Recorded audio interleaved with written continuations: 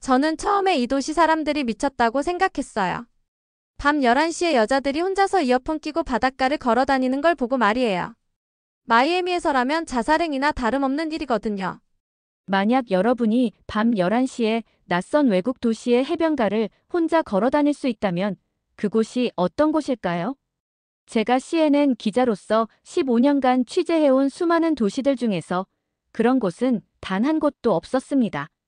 하지만 한국의 부산이라는 도시에서 저는 그 불가능해 보이던 경험을 하게 되었어요. 잠깐 이야기를 시작하기 전에 한 가지만 부탁드릴게요. 지금 바로 좋아요 버튼을 눌러주시고 아직 구독하지 않으셨다면 구독 버튼도 꾹 눌러주세요. 여러분의 작은 클릭 하나가 더 좋은 콘텐츠를 만드는 큰 힘이 됩니다. 이 놀라운 이야기를 더 많은 분들과 나누고 싶거든요. 이 이야기를 끝까지 들으신다면 여러분도 도시와 인간에 대한 생각이 완전히 바뀔 거예요. 안녕하세요. 저는 사만다 로즈입니다. CNN 국제부에서 근무하는 기자예요. 주로 도시 문제와 사회 안전 이슈를 다루고 있죠. 마이애미와 시카고에서 15년간 사회부 기자로 활동하면서 축적한 모든 상식과 경험이 단 일주일 만에 산산조각난 놀라운 이야기를 들려드리려고 합니다. 사실 이번 부산 취재는 제가 원해서 나온 것이 아니었어요. 편집장으로부터 갑작스럽게 아시아 도시의 야간 문화와 안전성에 대한 심층 취재를 해달라는 지시를 받았거든요. 솔직히 말하면 또 다른 뻔한 해외 기사 하나 더 쓰는 일이라고 생각했습니다. 제가 부산에 대해 알고 있던 정보는 정말 기본적인 것들 뿐이었어요. 한국의 제2대 도시, 항구도시, 인구 300만 명 정도. 그게 다였습니다. 인터넷으로 찾아본 관광 정보들도 대부분 맛집이나 관광지 소개였고 제가 관심 있어 하는 사회 안전 문제에 대한 심도 있는 자료는 거의 없었어요. 더욱이 저에게는 확고한 믿음이 하나 있었습니다. 대도시의 밤은 언제나 위험하다는 것이었죠. 마이애미에서 10년, 시카고에서 5년간 야간 취재를 다니면서 체득한 철칙이었어요. 해가 지면 도시의 얼굴이 바뀌고 특히 여성 혼자서는 절대 돌아다닐 수 없다는 것이 제가 아는 도시의 법칙이었습니다. 편집회의에서 선배 기자들이 아시아는 좀 다를 수도 있어라고 조언해 주었지만 저는 별로 신경 쓰지 않았어요. 사람 사는 곳은 다 비슷하다고 생각했거든요. 범죄는 어디에나 있고 밤은 어디서나 위험하며 경계심을 늦추면 언제든 사고가 날 수 있다는 것이 제가 배운 기자의 기본 소양이었으니까요. 비행기 안에서 저는 취재 계획을 세밀하게 짰습니다. 야간 순찰 경찰과의 인터뷰, 심야 시간대 시민들의 행동 패턴 관찰, 주요 유흥가와 번화가의 안전 실태 점검, 그리고 현지 언론에 보도된 범죄 사건들 분석. 이런 것들이 제가 준비한 취재 아이템의 전부였어요. 내심으로는 이번 출장이 예상 가능한 결과로 끝날 거라고 생각했습니다. 아마 다른 도시들과 비슷한 문제점들을 발견하고 한국도 역시 대도시 특유의 치안 문제를 안고 있다는 식의 기사를 쓰게 될 거라고 예측했거든요. 특별히 새로운 각도나 놀라운 발견은 기대하지 않았어요.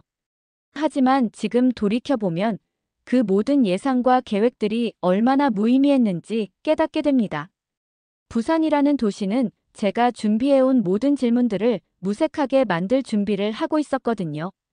이곳은 제가 지금까지 경험해본 어떤 도시와도 달랐고 제가 믿어왔던 도시에 대한 모든 공식을 완전히 뒤엎어버릴 특별한 곳이었습니다. 김해공항 활주로에서 내려다본 부산의 첫인상은 그저 평범한 해안 도시의 모습이었어요. 하지만 곧 제가 얼마나 큰 착각 속에 있었는지 그리고 이 도시가 얼마나 특별한 이야기를 품고 있는지 알게 될 줄은 꿈에도 몰랐습니다. 김해공항에 도착한 순간 저는 즉시 취재 모드로 전환했습니다. 카메라를 준비하고 녹음기를 켜면서 이 도시의 첫 번째 인상을 기록하기 시작했어요. 제가 예상한 건 다른 아시아 공항들처럼 혼잡하고 소란스러운 모습이었는데 실제로는 전혀 달랐습니다. 가장 먼저 눈에 띈 건 공항 직원들의 모습이었어요. 마이애미 공항에서는 직원들이 항상 바쁘고 스트레스 받는 표정을 하고 있는데 여기 직원들은 여유로워 보였어요. 급하게 뛰어다니지도 않고 승객들에게 짜증을 내지도 않더라고요. 짐을 찾는 곳에서 특별한 광경을 목격했습니다. 한 일본인 관광객이 자신의 캐리어를 찾지 못해서 당황하고 있었어요. 그런데 공항 청소부 아저씨가 그 모습을 보시고는 자연스럽게 다가가서 도움을 주기 시작하더라고요. 언어가 통하지 않는 상황이었지만 몸짓으로 의사소통하면서 함께 캐리어를 찾아주셨어요. 더 놀라운 건 그 다음이었어요. 그 청소부 아저씨가 다른 공항 직원을 불러와서 통역까지 부탁하시더라고요. 자신의 청소 업무를 잠시 멈추고서 말이에요. 결국 일본인 관광객이 캐리어를 찾았는데 그분이 정말 고마워하면서 팁을 주려고 했어요. 하지만 청소부 아저씨는 정중하게 거절하시면서 괜찮다, 괜찮다라고 손을 흔드시더라고요. 저는 그 장면을 보면서 정말 놀랐어요. 마이애미에서는 청소부가 승객을 도와주는 일이 거의 없거든요. 각자 자신의 업무에만 집중하고 다른 일에는 관여하지 않아요. 하지만 여기서는 직급이나 업무 구분 없이 도움이 필요한 사람을 자연스럽게 도와주고 있었어요. 공항 버스를 타기 위해 승강장으로 향했습니다. 택시 대신 버스를 선택한 이유는 현지인들의 일상적인 모습을 더 가까이서 관찰하고 싶었기 때문이에요.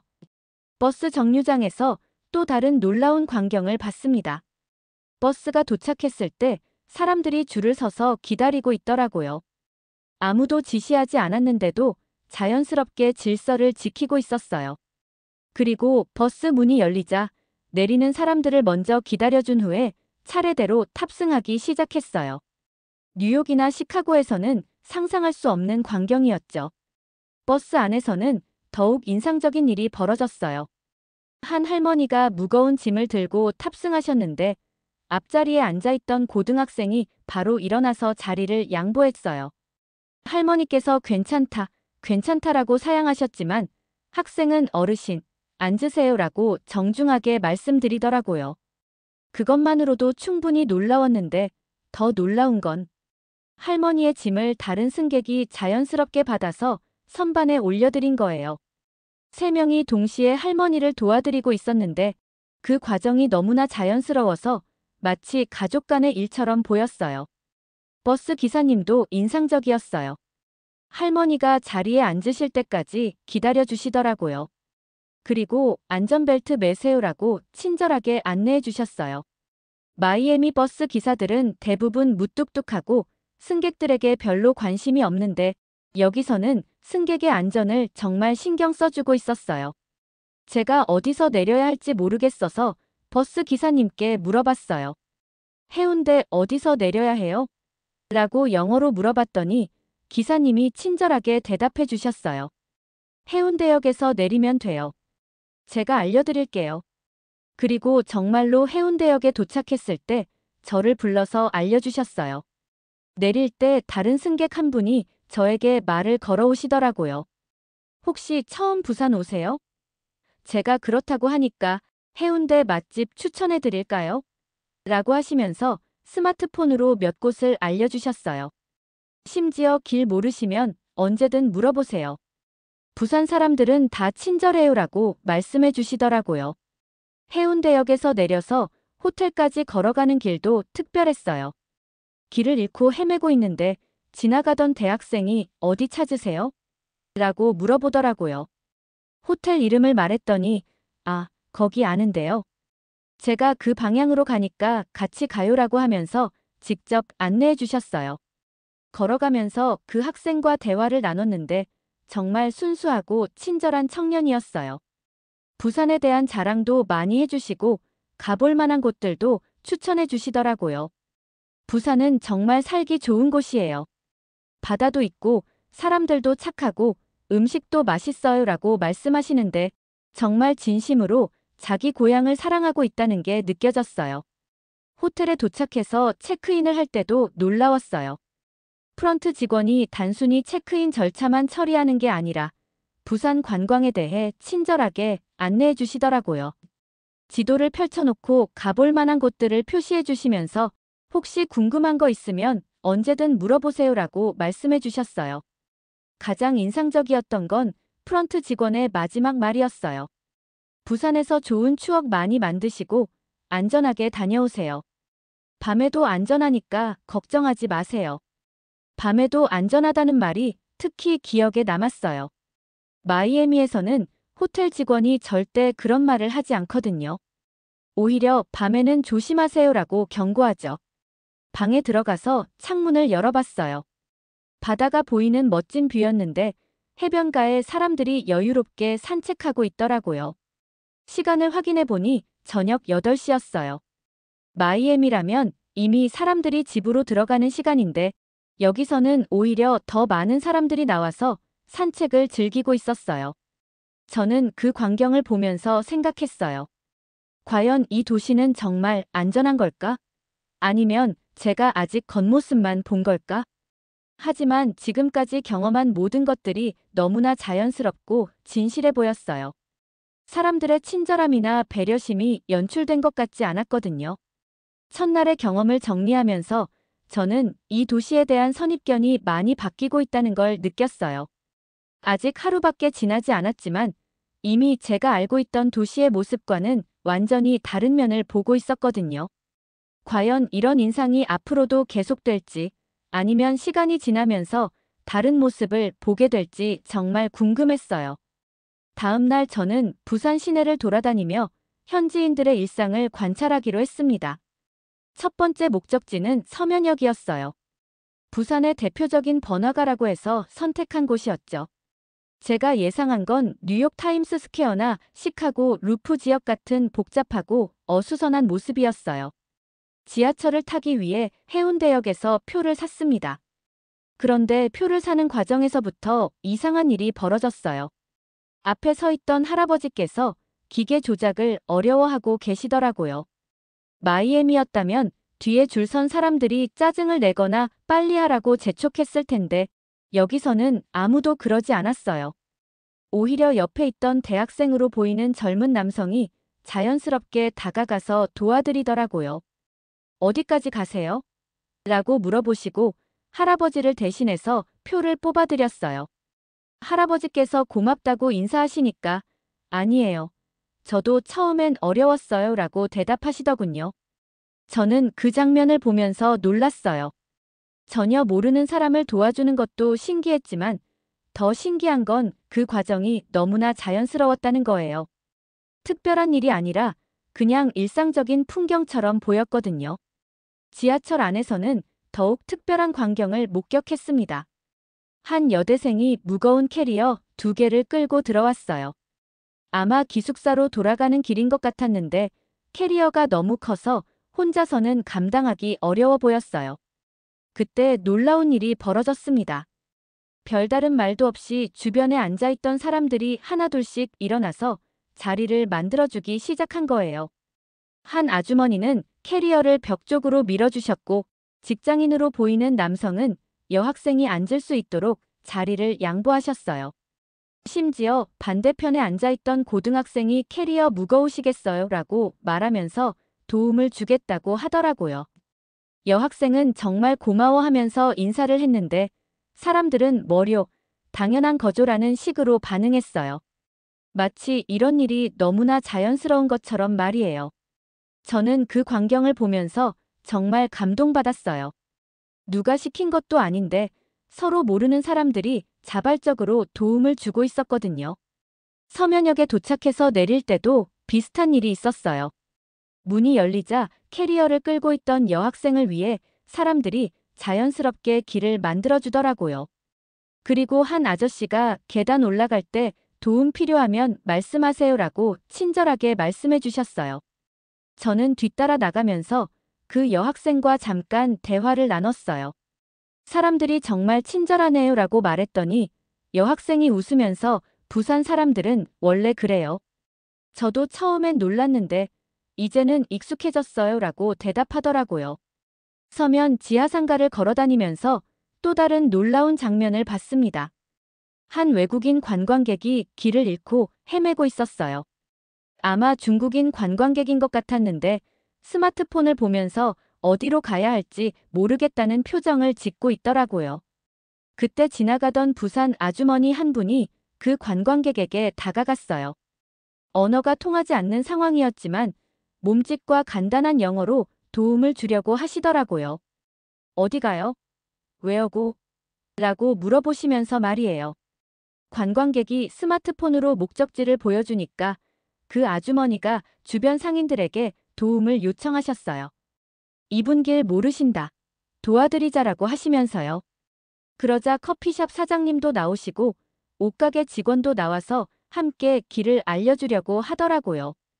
결국 커피숍 사장님이 직접 나와서 관광객을 목적지까지 안내해 주셨어요. 자기 가게를 잠깐 비우고서 말이에요. 관광객이 정말 고마워하면서 뭔가 돈을 주려고 했는데 모든 분들이 손사래를 치면서 사양하시더라고요. 저는 그 장면을 보면서 정말 놀랐어요. 마이애미에서는 상상하기 어려운 일이었거든요. 언어도 통하지 않는 외국인을 위해 여러 명이 나서서 도움을 주다니. 그것도 아무런 데가 없이 말이에요. 지하철로 돌아가는 길에 또 다른 에피소드가 있었어요. 계단을 내려가는데 앞에서 한 어머니가 유모차를 끌고 계시더라고요. 아기가 타 있는 유모차였는데 계단이 가파르다 보니 혼자서는 내려가기가 쉽지 않아 보였어요. 저는 도와드려야겠다고 생각하고 있었는데 이미 다른 사람들이 움직이고 있더라고요. 한 고등학생이 먼저 다가가서 도와드릴까요? 라고 물어봤고 회사원으로 보이는 남성도 앞쪽을 들게요라고 하면서 도움을 주기 시작했어요. 3명이서 유모차를 안전하게 계단 아래로 내려드렸는데 그 과정이 정말 자연스러웠어요. 아무도 큰 소리를 내거나 요란스럽게 하지 않았고 조용히 도움만 주고는 각자 갈 길을 가더라고요. 어머니가 고맙다고 인사하시니까 아이가 예쁘네요라고 대답하면서 미소 지어주시고요. 지하철을 기다리면서 저는 플랫폼에서 일어나는 또 다른 광경을 지켜봤어요. 한 시각장애인 분이 흰 지팡이를 들고 계시더라고요. 지하철이 어느 쪽에서 올지 확인하려고 하시는 것 같았는데 주변 사람들이 자연스럽게 도움을 주고 있었어요. 지하철 곧 들어와요라고 알려드리는 분도 계시고 문 열리면 알려드릴게요라고 말씀드리는 분도 계셨어요. 지하철이 도착했을 때는 한 대학생이 지금 문 열렸어요. 이쪽으로 오세요라고 안내해드리더라고요. 가장 인상적이었던 건 이런 도움이 전혀 과하지 않았다는 거예요. 적절한 선에서 필요한 도움만 주고 나머지는 그분의 자립성을 존중해드리는 것 같았어요. 시각장애인 분도 자연스럽게 고맙다고 인사하시면서 혼자서 잘 승차하셨고요. 저는 이 모든 것을 지켜보면서 깨달았어요. 이 도시의 사람들은 서로를 돕는 것이 특별한 일이 아니라 그냥 일상이라고 생각하고 있다는 걸 말이에요. 누군가 도움이 필요하면 자연스럽게 나서고 도움을 받으면 자연스럽게 고마워하고 그리고 다시 각자의 일상으로 돌아가는 거죠. 이런 문화가 이 도시의 안전함과 관련이 있을 것 같다는 생각이 들었어요.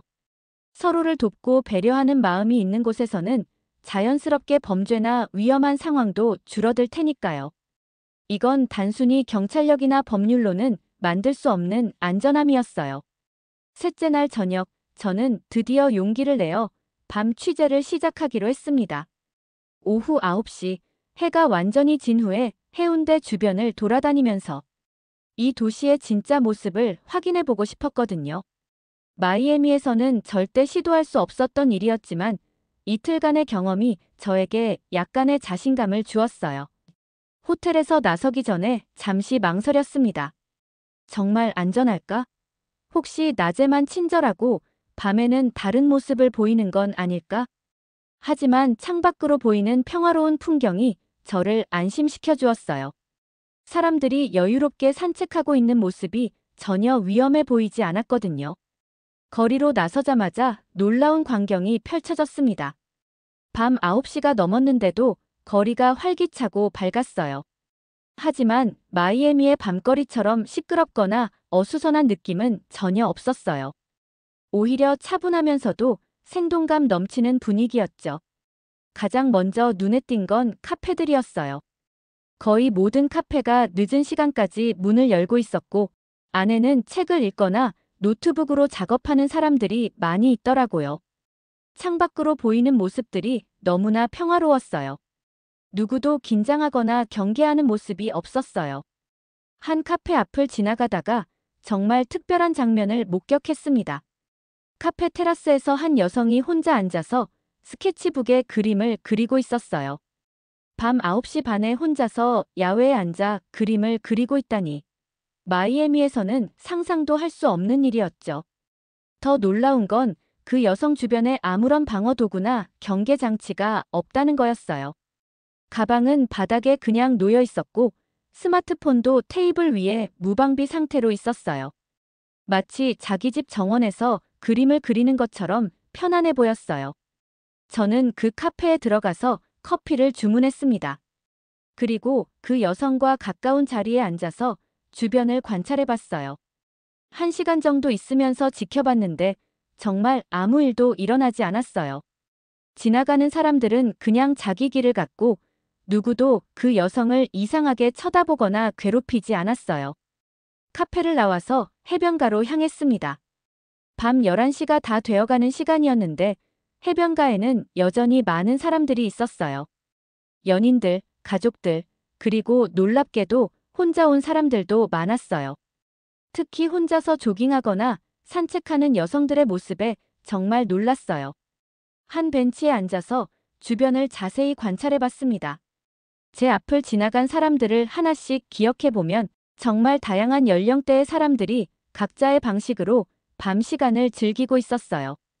이어폰을 끼고 달리기 하는 직장 여성, 반려견과 산책하는 할아버지, 친구들과 조용히 대화하는 대학생들. 가장 인상적이었던 건 한 여성이 벤치에 혼자 앉아서 책을 읽고 있는 모습이었어요. 가로등 불빛 아래서 정말 집중해서 책을 보고 있더라고요. 저는 그 장면을 보면서 정말 감동받았어요.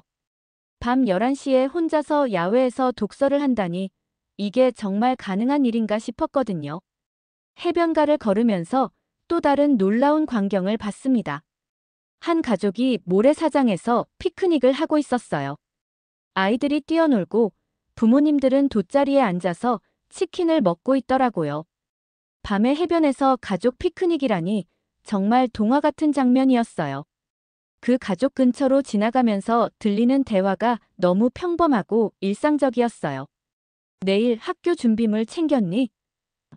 주말에 할머니 댁 갈 거야 같은 정말 평범한 가족 대화였죠. 전혀 긴장하거나 주변을 경계하는 모습이 없었어요. 모래사장을 더 걸어가니 또 다른 그룹을 만났어요. 대학생들로 보이는 젊은이들이 기타를 치면서 노래를 부르고 있었어요. 하지만 시끄럽지 않게 조용히 자신들만의 음악을 즐기고 있더라고요. 다른 사람들에게 피해를 주지 않으려고 의식적으로 볼륨을 조절하는 것 같았어요. 저는 그들에게 다가가서 잠깐 대화를 나눠봤어요. 여기서 자주 놀아요? 라고 물어봤더니 한 학생이 네, 거의 매주 와요. 여기가 정말 좋거든요 라고 대답하더라고요. 밤에 나와도 안전해요? 라고 물어봤더니 당연하죠. 부산이 얼마나 안전한데요 라고 자신있게 말하더라고요. 그 학생들과 이야기하면서 더 놀라운 사실을 알았어요. 그들 중 한 명은 새벽 2시까지 여기 있다가 집에 간다고 하더라고요. 그것도 지하철로 말이에요. 새벽에 지하철 타고 집에 가는 게 무섭지 않아요? 라고 물어봤더니 전혀요. 새벽 지하철도 안전해요 라고 대답하더라고요. 해변가에서 1시간 정도 더 있으면서 다양한 사람들을 관찰했어요. 밤 12시가 넘어서도 사람들이 계속 오고 갔어요. 그런데 단 한 번도 위험한 상황이나 불쾌한 일이 벌어지지 않았어요. 모든 사람들이 서로를 존중하면서 자신만의 시간을 즐기고 있었어요. 특히 인상적이었던 건 술을 마시는 그룹들의 모습이었어요. 젊은 사람들이 맥주를 마시면서 이야기하고 있었는데 전혀 시끄럽지 않았어요. 마이애미에서는 밤에 술 마시는 그룹들이 항상 소란스럽고 때로는 위험하기도 한데 여기서는 정말 조용하고 예의 바르게 즐기고 있더라고요. 돌아가는 길에 편의점에 들렀습니다. 밤 12시 반인데도 편의점에는 다양한 사람들이 와서 물건을 사고 있었어요. 학생들, 직장인들, 심지어 혼자 온 여성들까지요. 편의점 앞에서도 아무도 경계하거나 불안해하는 모습이 없었어요. 편의점 알바생과 잠깐 대화를 나눴는데 정말 흥미로운 말을 하더라고요. 여기서 일한 지 2년째인데 위험한 일은 한 번도 없었어요. 새벽에도 여자분들이 혼자 오시는데 전혀 문제 없어요라고 하더라고요. 호텔로 돌아가는 길도 너무 평화로웠어요. 가로등이 밝게 켜져 있었고 여전히 사람들이 오가고 있었어요. 저는 그 길을 걸으면서 정말 신기한 감정을 느꼈어요. 전혀 무섭지 않았거든요. 마치 낮에 산책하는 것처럼 편안하고 안전한 느낌이었어요. 호텔에 도착해서 방에 들어가니 새벽 1시였어요. 창밖을 내려다보니 여전히 해변가에 사람들이 있더라고요. 정말 놀라운 도시였어요. 밤이 무서운 시간이 아니라 하루의 연장선 같은 평화로운 시간이었거든요. 그날 밤 저는 정말 많은 생각을 했어요. 과연 이런 안전함이 어떻게 가능한 걸까? 단순히 경찰이 많거나 CCTV가 많아서일까? 아니면 다른 이유가 있을까? 그 답을 찾기 위해서는 더 많은 관찰과 경험이 필요할 것 같았어요. 넷째 날, 저는 좀 더 적극적인 실험을 해보기로 결심했습니다. 단순히 관찰하는 것을 넘어서 실제로 이 도시의 안전함을 몸소 체험해보고 싶었거든요. 오후 2시경, 광안리 해변으로 향했습니다. 해운대보다 좀 더 현지인들이 많이 찾는다는 곳이었어요. 광안리에 도착해서 가장 먼저 한 일은 카페 테라스에서 컴퓨터를 켜고 작업하는 것이었습니다. 마이애미에서는 절대 할 수 없는 일이었죠. 야외에서 노트북을 켜놓고 작업한다는 건 제발 훔쳐가세요라고 광고하는 것과 같았거든요. 하지만 여기서는 다른 사람들도 자연스럽게 그렇게 하고 있더라고요. 1시간 정도 작업을 하면서 주변을 지켜봤는데 정말 놀라운 광경이었어요. 옆 테이블의 대학생은 가방과 스마트폰을 테이블에 놓고 화장실에 갔다 오더라고요. 아무도 그 물건들에 관심을 보이지 않았어요. 심지어 카페 직원도 그냥 자연스러운 일이라는 듯이 받아들이고 있었고요. 저도 용기를 내어 작은 실험을 해봤습니다. 화장실에 간다는 핑계로 노트북과 카메라를 테이블에 그대로 두고 자리를 떠났어요. 처음에는 5분만 비워볼 생각이었는데 아무도 관심을 보이지 않아서 10분까지 늘려봤어요. 카페 밖에서 멀리서 제 테이블을 지켜봤는데 정말 아무도 신경 쓰지 않더라고요. 지나가는 사람들도 그냥 자기 길을 갔고 다른 손님들도 각자 자신의 일에만 집중하고 있었어요. 마이애미였다면 2분도 안 되어서 제 물건들이 사라졌을 텐데 말이에요. 테이블로 돌아왔을 때 모든 게 그대로 있었어요. 노트북도 카메라도 심지어 테이블 위에 놓아둔 현금도 그대로였어요. 옆 테이블 아주머니가 저를 보고 미소 지으면서 물건들 잘 지켜봤어요 라고 말씀해 주시더라고요. 제가 특별히 부탁하지도 않았는데 자연스럽게 신경 써주신 거였어요. 오후에는 더 대담한 실험을 해보기로 했습니다. 광안대교를 보며 벤치에 앉아서 독서를 하는 거였어요. 그것도 가방과 스마트폰을 옆에 두고 말이에요. 마이애미에서는 상상도 할 수 없는 일이었지만 이곳에서는 다른 사람들도 그렇게 하고 있었거든요. 벤치에 앉아서 책을 읽기 시작했는데 정말 평화로웠어요.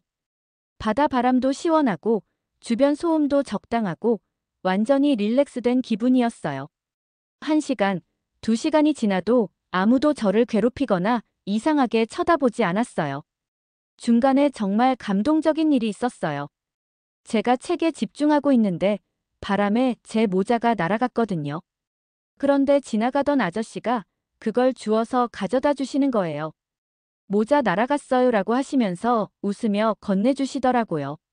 저는 정말 고마워서 몇 번이나 인사를 드렸어요. 그 아저씨와 잠깐 대화를 나눴는데 부산에서 태어나서 계속 살고 계신 분이었어요. 부산은 정말 살기 좋은 곳이에요. 특히 바다가 있어서 마음이 넓어져요 라고 말씀하시더라고요. 외국에서 오셨는데 부산이 어떠세요? 라고 물어보셔서 정말 안전하고 사람들이 친절해요라고 답했더니 정말 기뻐하시더라고요. 저녁 시간이 되어서 더 특별한 실험을 해보기로 했습니다. 밤에 혼자 해변가를 걸으면서 이어폰을 끼고 음악을 듣는 거였어요. 마이애미에서는 절대 금기 사항이었죠. 이어폰을 끼면 주변 상황을 파악하기 어려워서 위험하거든요. 하지만 여기서는 다른 여성들도 자연스럽게 그렇게 하고 있었어요. 이어폰을 끼고 조깅하는 여성, 음악을 들으며 산책하는 여성들을 많이 봤거든요. 저도 용기를 내어 시도해봤는데 정말 아무 문제가 없었어요. 1시간 정도 해변가를 걸으면서 정말 많은 사람들을 만났어요.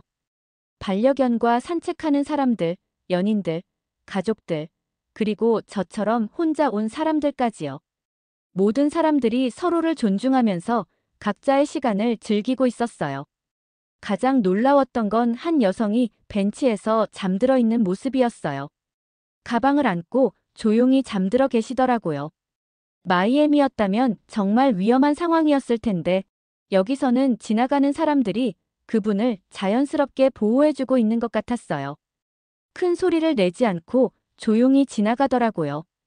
저도 잠시 그 근처에서 쉬면서 지켜봤는데 한 아주머니가 지나가시면서 그분께 조용히 담요를 덮어드리시더라고요.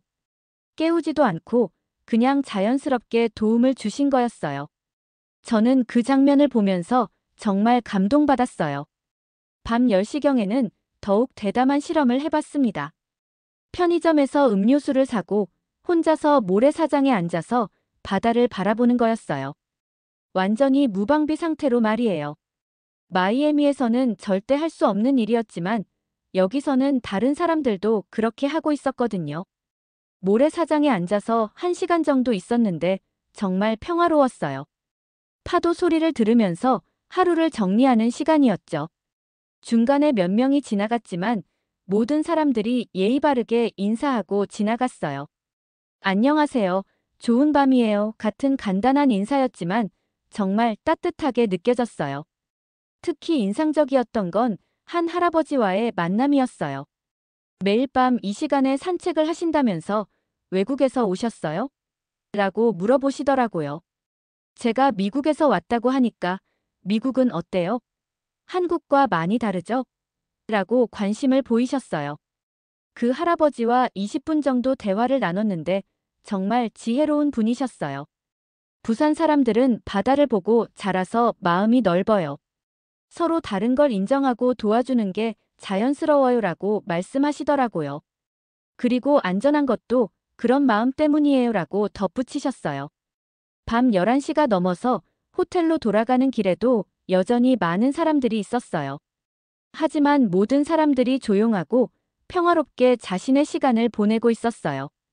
큰 소리로 떠들거나 다른 사람에게 피해를 주는 사람은 단 한 명도 없었어요.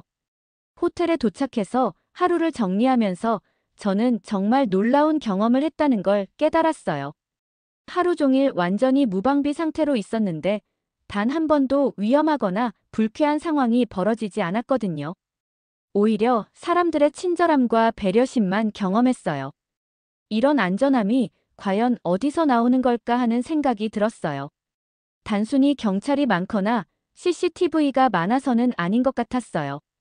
사람들 스스로가 서로를 존중하고 보호하려는 마음이 있기 때문인 것 같았거든요. 이건 정말 특별한 문화였어요. 5째 날, 저는 더욱 체계적인 실험을 해보기로 결심했습니다. 지금까지의 경험들이 우연일 수도 있다는 생각이 들었거든요. 첫 번째 실험은 부산대학교 근처 서점 카페에서 했어요. 노트북과 귀중품들을 테이블에 그대로 두고 20분간 서점 구경을 하러 간 거였죠. 마이애미에서는 정말 미친 짓이었을 거예요.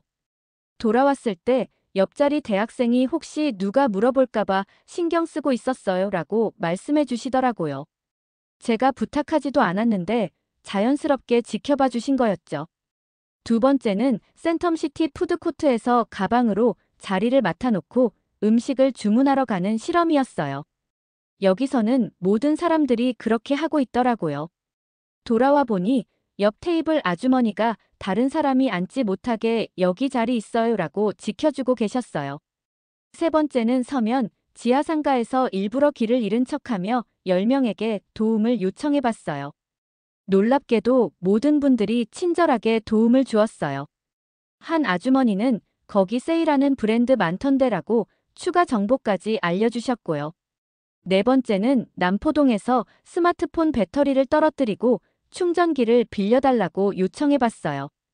대학생 커플은 바로 보조 배터리를 꺼내주었고 한 아저씨는 제 폰으로 필요한 전화하세요라며 자기 스마트폰을 빌려주시더라고요. 다섯 번째는 해운대에서 가방을 벤치에 놓고 자리를 비우는 실험이었어요. 20분 후 돌아오니 할머니가 누구 가방인지 몰라서 지키고 있었어요 라고 말씀해 주시더라고요. 마지막으로 광안리에서 취한 척 연기를 해봤어요. 지나가던 젊은 남성이 괜찮으세요? 라고 물어보며 물 필요하시면 말씀하세요 라고 도움을 주려고 하더라고요. 이 모든 실험을 마치고 나서 저는 정말 혼란스러웠어요. 하루 종일 여러 상황을 만들어 봤는데 단 한 번도 나쁜 경험을 하지 않았거든요. 오히려 모든 상황에서 사람들의 친절함과 배려심만 경험했어요. 이건 우연이 아니라 이 도시의 문화인 것 같았어요. 여섯째 날, 저는 좀 더 깊이 있는 관찰을 위해 부산의 다양한 동네를 돌아다니기로 했습니다. 지금까지 관광지 위주로 다녔다면 오늘은 실제 부산 시민들이 살아가는 일상 공간들을 탐험해보고 싶었거든요. 첫 번째로 향한 곳은 감천문화마을이었어요. 언덕배기 골목길을 오르면서 정말 놀라운 광경을 목격했습니다.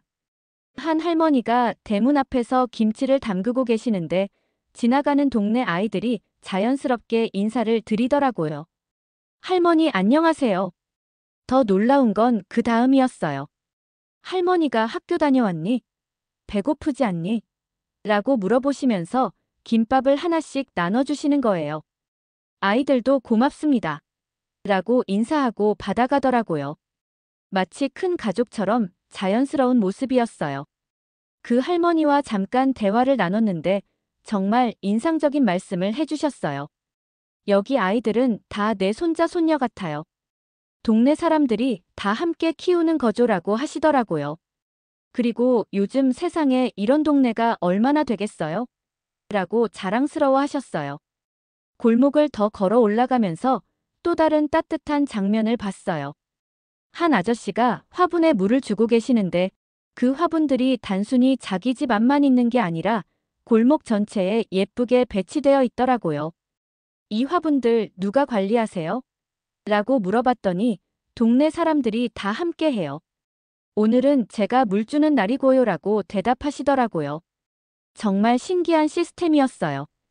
동네 전체를 하나의 정원처럼 가꾸면서 각자 역할을 나누어서 관리하고 있었던 거죠. 아무도 강제하지 않았는데 자발적으로 참여하고 있다는 게 놀라웠어요. 두 번째로 간 곳은 부산 진구의 한 전통시장이었어요. 오후 장보기 시간이라 정말 붐비고 있었는데 여기서도 놀라운 광경들을 계속 목격했어요. 한 할아버지가 무거운 쌀포대를 들고 계시는데 젊은 상인이 달려와서 어르신, 제가 들어드릴게요라고 하더라고요. 그런데 그 상인은 쌀을 파는 사람이 아니었어요. 옆에서 생선을 파는 분이었거든요. 경쟁 상대라고 할 수도 있는데 그런 걸 전혀 신경 쓰지 않고 자연스럽게 도움을 주고 있었어요. 시장 안을 돌아다니면서 더 많은 이야기를 들을 수 있었어요. 한 과일 가게 아주머니와 대화를 나누는데 여기 상인들은 다 가족 같아요. 누가 힘들면 서로 도와주고 손님도 우리 가족처럼 대해요라고 말씀하시더라고요. 실제로 그 말씀이 맞는 것 같았어요. 손님이 물건을 고르는 동안 아이를 봐주는 상인, 다른 가게 물건까지 추천해주는 상인, 심지어 경쟁 업체인데도 우리 것보다 저기가 더 좋아요라고 정직하게 말해주는 상인까지 있더라고요. 세 번째로 간 곳은 연산동의 한 아파트 단지였어요. 저녁 시간이라 아이들이 놀이터에서 뛰어놀고 있었는데 정말 자유롭게 놀고 있더라고요. 부모님들은 멀리서 지켜보고 계셨지만 과도하게 간섭하지는 않으셨어요. 놀이터 벤치에 앉아서 지켜보니 정말 인상적인 장면들이 펼쳐졌어요. 큰 아이들이 작은 아이들을 자연스럽게 돌봐주고 다툼이 일어나면 누가 시키지 않아도 형, 누나들이 중재해 주더라고요. 마치 하나의 큰 가족처럼 어우러져 놀고 있었어요. 한 어머니와 대화를 나눠보니 더 놀라운 사실을 알았어요. 여기서는 아이들을 동네 전체가 함께 키워요. 누구 아이든 잘못하면 다른 어른들도 타일러 주시고 칭찬할 일 있으면 함께 기뻐해 주세요라고 하시더라고요. 실제로 한 아이가 넘어져서 울고 있을 때 그 아이 엄마가 아닌 다른 아주머니가 달려와서 괜찮니? 어디 다쳤니? 라고 살펴봐 주시더라고요. 그리고 반창고까지 발라주시는 모습을 보면서 정말 감동받았어요. 네 번째로 간 곳은 대연동의 한 골목이었어요. 저녁 먹을 시간이라 각 집에서 요리하는 냄새가 골목에 퍼지고 있었는데 정말 따뜻한 분위기였어요. 그때 한 할머니가 대문 앞에서 상민아, 저녁 먹었니? 라고 지나가는 학생에게 물어보시더라고요. 그 학생이 아직요라고 대답하니까 할머니가 잠깐만 있어라고 하시면서 집에 들어가셨다가 도시락을 싸서 내오시는 거예요. 엄마가 늦게 오신다며 이거라도 먹고 가라고 하시면서 말이에요. 저는 그 장면을 보면서 정말 놀랐어요. 혈연관계도 아닌데 이렇게 자연스럽게 돌봐주다니. 나중에 알고 보니 그 학생은 맞벌이 부모님 때문에 혼자 있는 시간이 많은데 동네 어른들이 돌아가면서 챙겨주고 계신 거였어요. 하루 종일 여러 동네를 돌아다니면서 저는 깨달았어요. 이 도시의 안전함은 경찰이나 CCTV가 만든 게 아니라 바로 이런 시민들의 자발적인 배려와 관심이 만든 거였어요. 서로를 가족처럼 돌보고 보호하는 문화가 자연스럽게 형성되어 있었던 거죠. 이런 환경에서는 범죄가 일어나기 어려울 수밖에 없을 것 같았어요. 모든 사람이 서로를 지키고 있으니까요. 이건 단순한 치안 시스템이 아니라 인간적인 유대감이 만들어낸 진짜 안전망이었어요. 마지막 날 새벽, 저는 김해공항으로 향하는 버스에 몸을 맡기며 일주일간의 경험을 정리해 보았습니다. 창밖으로 스쳐 지나가는 부산의 풍경들이 마치 꿈같이 느껴졌어요. 정말 이런 도시가 실제로 존재하는 걸까? 제가 경험한 모든 일들이 현실이었을까? 공항에 도착해서도 마지막까지 놀라운 경험을 했어요. 체크인 카운터에서 직원분이 부산 여행 어떠셨어요? 라고 물어보시더라고요. 제가 정말 좋았어요. 특히 사람들이 너무 친절해서 감동받았어요 라고 답했더니 그분이 정말 기뻐하시면서 그래서 우리가 부산을 자랑스러워해요 라고 말씀하시더라고요. 비행기에서 창밖으로 내려다본 부산의 모습은 일주일 전과는 완전히 달랐어요. 처음 도착했을 때는 그저 평범한 해안 도시로 보였는데 이제는 각각의 건물, 각각의 거리에 제가 만난 사람들의 이야기가 담겨 있는 특별한 공간으로 느껴졌거든요. 뉴욕으로 돌아가는 긴 비행 시간 동안 저는 계속 생각했어요. 과연 이 경험을 어떻게 기사로 써야 할까? 단순히 부산은 안전한 도시다라고 쓰는 것만으로는 제가 느낀 감동을 전달할 수 없을 것 같았거든요. 이건 안전함을 넘어선 인간에 대한 신뢰와 배려가 만들어낸 특별한 문화였으니까요. CNN 뉴욕 본사에 도착해서 첫 번째로 한 일은 동료들에게 제 경험을 이야기하는 것이었어요. 하지만 반응은 예상대로였습니다. 정말 그런 도시가 있다고? 혹시 관광지라서 그런 거 아니야? 일주일은 너무 짧아서 진짜 모습을 못 본 거 아닐까? 동료들의 반응을 보면서 저는 깨달았어요. 제가 일주일 전에 가졌던 선입견과 똑같은 반응이었거든요. 저도 처음에는 믿지 않았으니까요. 하지만 이제는 확신할 수 있었어요. 부산에서 경험한 모든 것들이 진짜였다는 걸 말이에요. 편집회의에서 제 취재 내용을 발표할 때도 비슷했어요. 편집장이 흥미로운 이야기네요. 하지만 좀 더 객관적인 데이터가 필요할 것 같은데요 라고 말씀하시더라고요. 그래서 저는 부산시에서 제공받은 범죄 통계 자료를 함께 제시했어요. 수치들은 정말 놀라웠어요. 여성 대상 범죄율이 뉴욕의 10분의 1 수준이었고 야간 안전 지수도 세계 최고 수준이었어요. 하지만 저는 이 숫자들보다 더 중요한 게 있다는 걸 알고 있었어요. 바로 사람들의 마음가짐이었죠. 기사를 쓰기 시작하면서 가장 어려웠던 건 객관성을 유지하는 것이었어요. 제가 너무 감동받아서 편파적으로 쓰는 건 아닌가 하는 걱정이 들었거든요. 하지만 제가 경험한 모든 것들이 사실이었고 그 사실들을 가능한 한 정확하게 전달하는 게 제 역할이라고 생각했어요. 특히 강조하고 싶었던 건 이런 안전 문화가 하루아침에 만들어진 게 아니라는 점이었어요. 부산 사람들과의 인터뷰를 통해 알게 된 건데 이런 배려 문화는 오랜 세월에 걸쳐 자연스럽게 형성된 거였어요. 바다를 끼고 살면서 서로 의지해야 했던 역사, 어려운 시절을 함께 극복해온 경험들이 쌓여서 만들어진 문화였던 거죠. 기사 제목을 정하는 것도 고민이었어요. 처음에는 세계에서 가장 안전한 도시, 부산이라고 생각했는데 그것보다는 신뢰가 만든 도시, 부산의 비밀이 더 적절할 것 같았어요. 안전함은 결과이고 진짜 핵심은 사람들 간의 신뢰였으니까요. 기사를 발행한 후 반응은 폭발적이었어요. 독자들로부터 수많은 댓글과 이메일이 쏟아져 들어왔어요. 정말 그런 곳이 있나요? 저도 가보고 싶어요. 미국에도 이런 문화를 만들 수 있을까요? 같은 반응들이었어요. 특히 인상적이었던 건 해외에 살고 있는 한국인들의 반응이었어요. 고향이 이렇게 소개되어서 정말 자랑스럽다. 외국인 기자가 우리 문화를 이렇게 이해해줘서 고맙다 같은 메시지들을 받으면서 정말 뿌듯했어요. 하지만 가장 중요한 질문은 따로 있었어요. 이런 문화를 다른 도시에도 적용할 수 있을까? 많은 사람들이 이 질문을 해왔고, 저도 계속 고민하고 있어요. 솔직히 쉽지 않을 것 같아요. 문화는 하루아침에 바뀌는 게 아니니까요. 하지만 불가능한 것도 아니라고 생각해요. 부산에서 본 것처럼 작은 배려와 관심에서 시작될 수 있거든요. 지하철에서 자리 양보하기, 길 잃은 사람 도와주기, 이웃에게 관심 갖기.